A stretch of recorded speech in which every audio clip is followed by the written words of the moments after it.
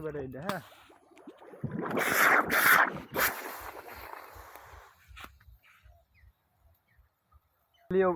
Hello everybody.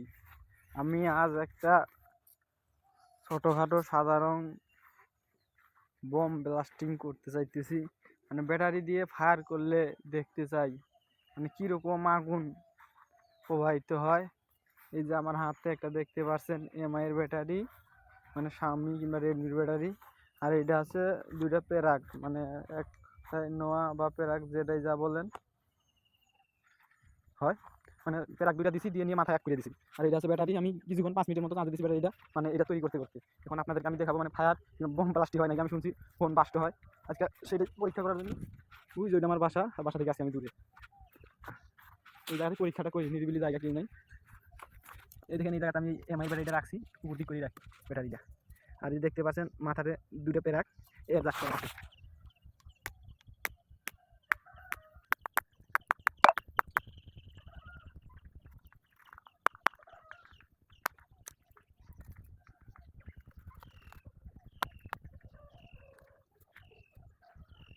এটা